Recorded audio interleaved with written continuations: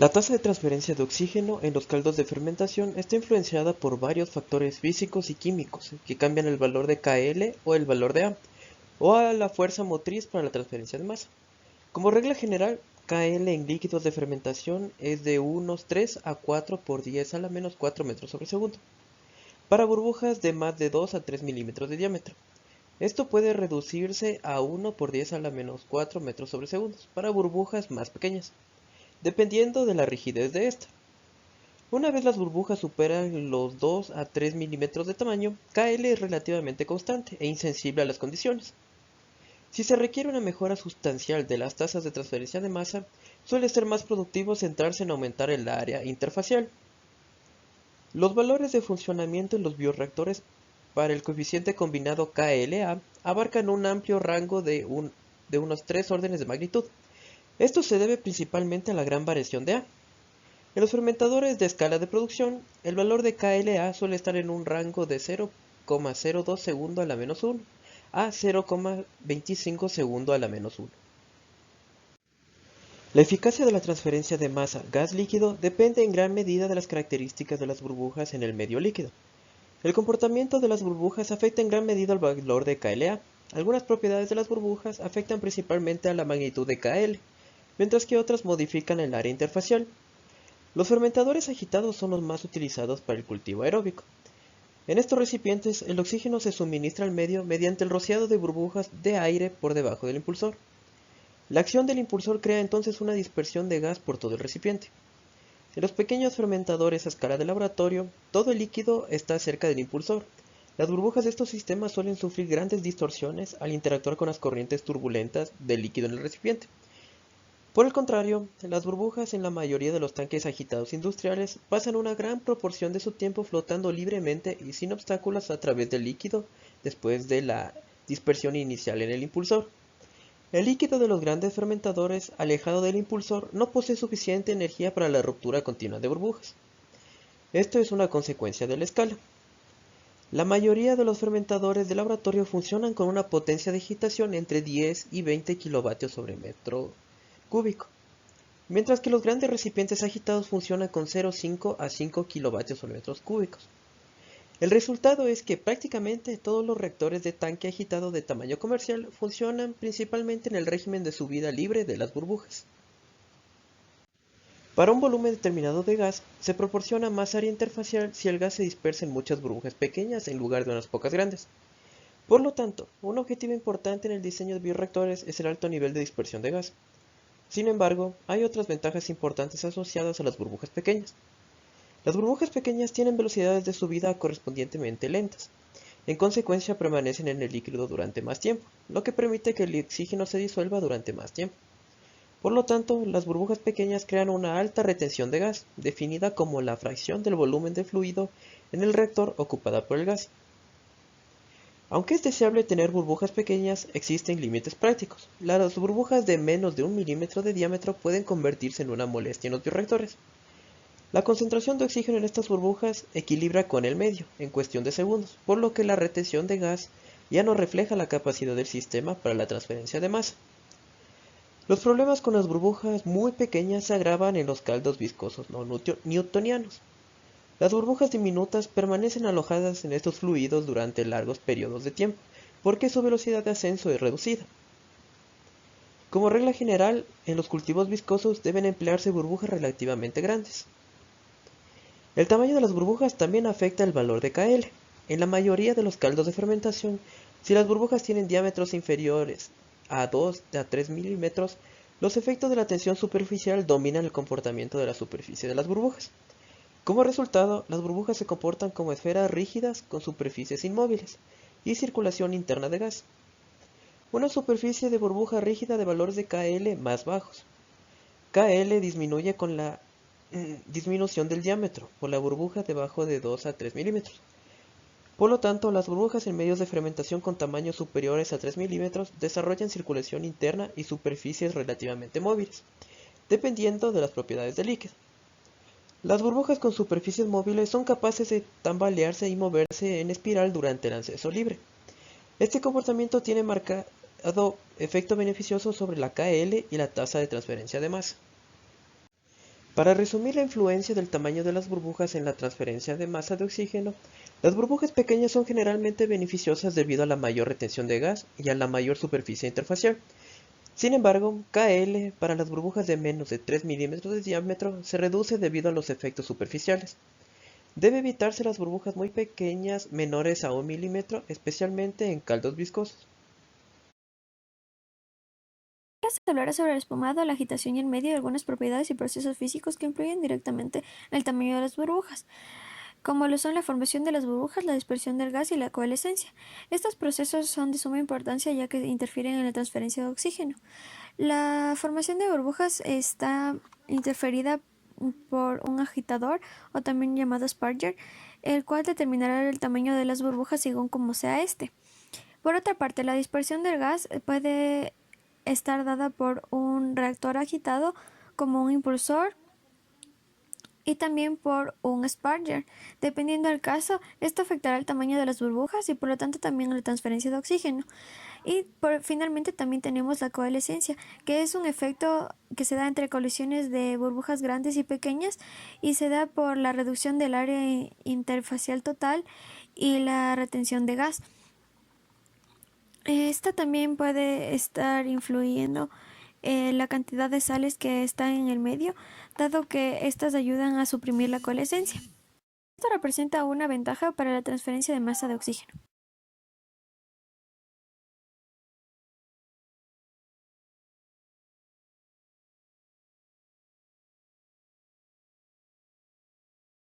Ahora, como se puede ver en la siguiente figura, cuando se rocía aire se desarrollan diferentes patrones de flujo de gas dependiendo de las tasas relativas de entrada de gas y de agitación. Como se muestra en la figura, si la velocidad del agitador Ni es baja y la tasa de alimentación de gas Fg es alta, el gas envuelve el impulsor sin dispersión y el patrón de flujo está dominado por el flujo de aire que sube por el eje del agitador.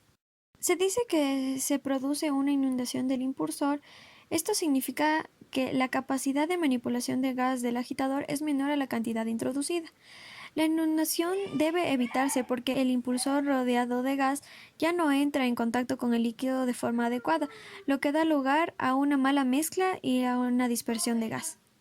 Por otra parte, con mayores aumentos de velocidad de agitador, empiezan a surgir pequeños patrones de recirculación, como se indica en la figura 9.9e.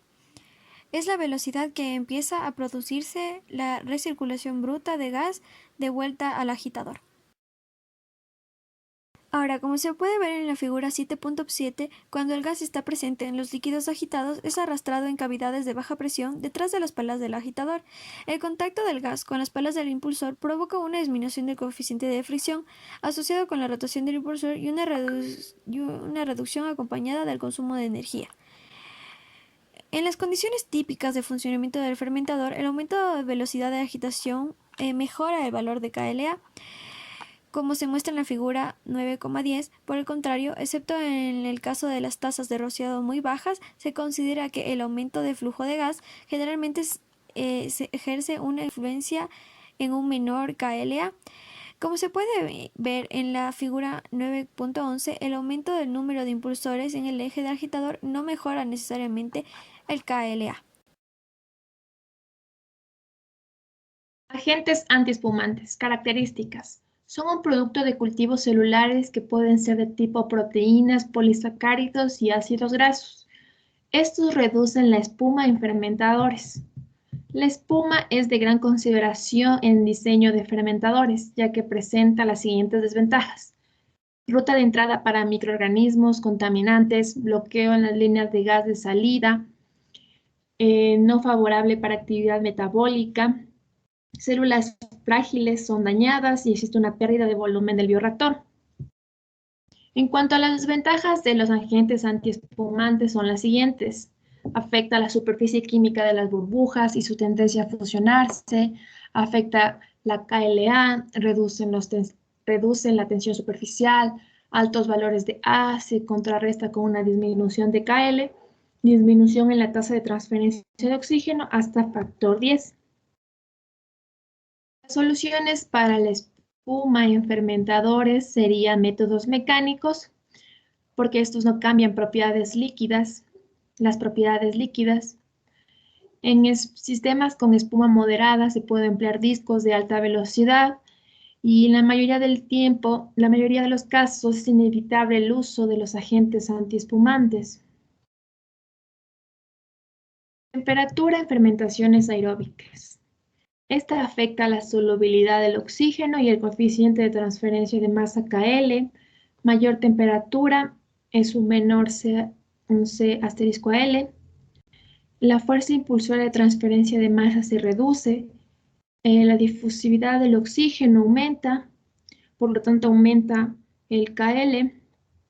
Para temperaturas entre 10 y 40 grados centígrados existe un aumento de la tasa de transferencia del oxígeno. Temperaturas mayores a 40 grados centígrados, la solubilidad decae. Por lo tanto, existe una afectación de la fuerza impulsora y en la tasa de transferencia de masa. Ahora bien, la presión de gas y la presión parcial del oxígeno en fermentadores.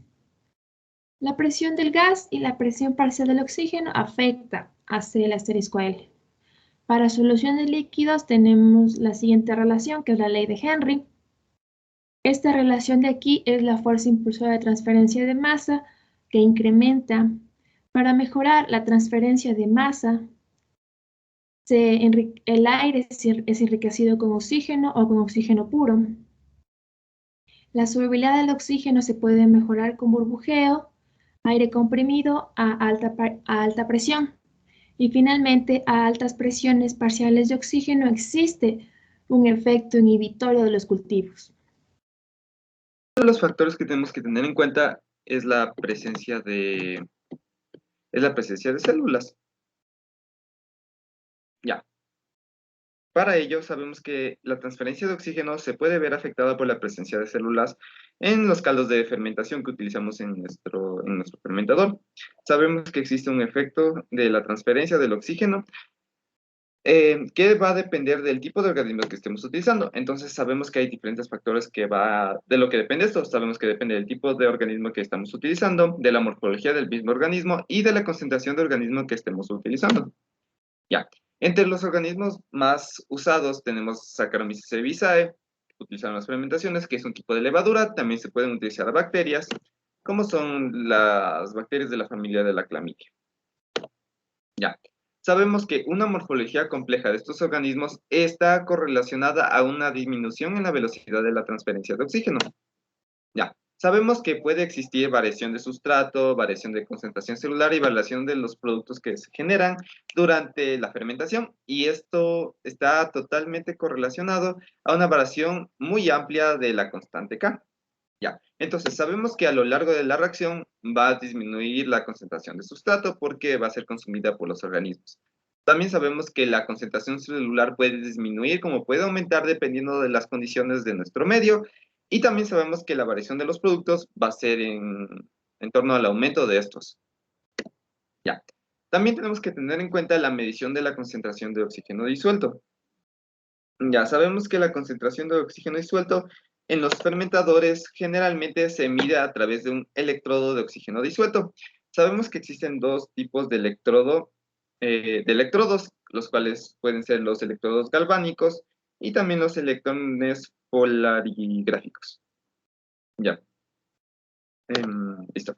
Sabemos que estos tienen unas características únicas, como puede ser que el oxígeno en estas se difunde a través de una membrana que tienen estos hacia el cátodo, donde va a reaccionar y se va a producir una corriente entre el ánodo y el cátodo que va a ser proporcional a la presión parcial del oxígeno disuelto que existente en el caldo de fermentación.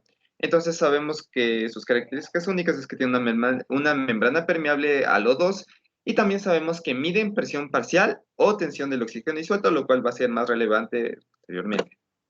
Ya. Como podemos ver en esta figura, vemos que el suministro de moléculas de oxígeno desde el medio al cátodo en sí mismo es un proceso de transferencia de energía, de transferencia de oxígeno. Entonces sabemos que hay una difusión del O2 hacia el cátodo, y esta corriente entre el ion y el cátodo es una transferencia de materia, de oxígeno. Ya. También sabemos que existe difusión entre sabemos que hay difusión del O2 entre las diferentes resistencias que va a haber entre la membrana, el film líquido. También tenemos una solución electrolítica y entonces el O2 va a atravesar todas estas capas hacia el cátodo para que lo pueda leer. Entonces también hay un tiempo de respuesta de la sonda. Generalmente el tiempo de respuesta se define como el tiempo que tarda la sonda en poder medir el 63% del cambio total del nivel de oxígeno disuelto en nuestro medio. Para los electrodos comerciales, generalmente los tiempos de respuesta varían entre 10 a 100 segundos. Ya. Es necesario recalcar lo de la solubilidad del oxígeno en ese momento, porque se necesita calcular la solubilidad del oxígeno de otra manera. Ya, sabemos que la variación de concentración del oxígeno disuelto está relacionada con la fuerza repulsora de la transferencia de oxígeno. Bueno, en sí es la fuerza repulsora de la transferencia de oxígeno. Como esta diferencia es generalmente muy pequeña, es necesario conocer con exactitud los valores de las concentraciones que vamos a utilizar. Entonces, como necesitamos de ley valores exactos de la concentración, porque si tenemos un ligero error, el cálculo puede arruinarse totalmente y vamos a tener valores erróneos después sobre nuestra solubilidad. Sabemos que en las fermentaciones no se usa agua pura ni oxígeno puro, sino que es una composición. Entonces, tenemos que tener eso en cuenta. Entonces, no podemos utilizar valores de solubilidad de oxígeno en condiciones normales. Esto quiere decir a una cierta temperatura que puede ser de 20 grados y a una atmósfera, como podemos ver en nuestra tablita a continuación.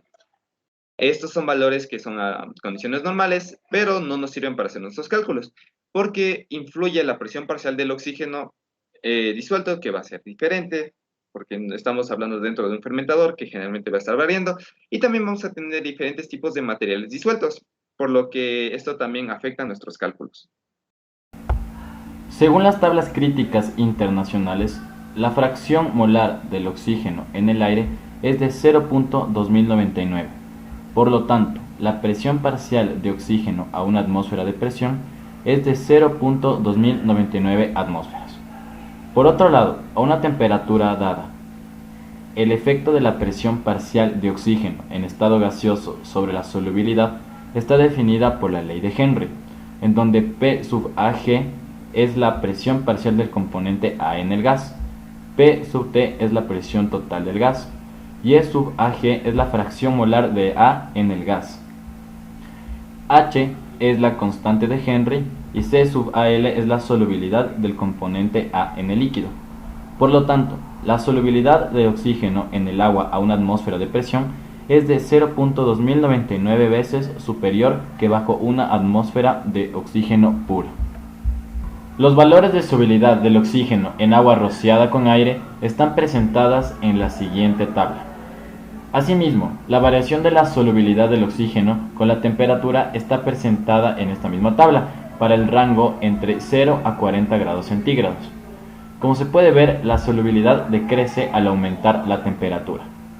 La solubilidad del oxígeno en agua pura entre 0 a 36 grados está determinada mediante esta ecuación, en donde C sub Al es la solubilidad del oxígeno en miligramos sobre litro y T la temperatura. La presencia de solutos como sales, ácidos y azúcares tiene un efecto significativo en la solubilidad del oxígeno en el agua, como se puede visualizar en las siguientes tablas, las cuales son la 9.3 y 9.4 del libro de Dorán. Estos datos indican que la solubilidad del oxígeno disminuye debido a los iones y azúcares que se añaden normalmente a los medios de fermentación. El efecto sobre la solubilidad del oxígeno de los solutos iónicos y solutos iónicos y no iónicos, como la melaza, el licor de maíz y las proteínas, así como los agentes antiespumantes, se ha informado en varias publicaciones. Quicker y otros han desarrollado una correlación empírica para corregir los valores de solubilidad del oxígeno en el agua, por efecto de cationes, aniones y azúcares, la cual se puede visualizar en esta parte de aquí.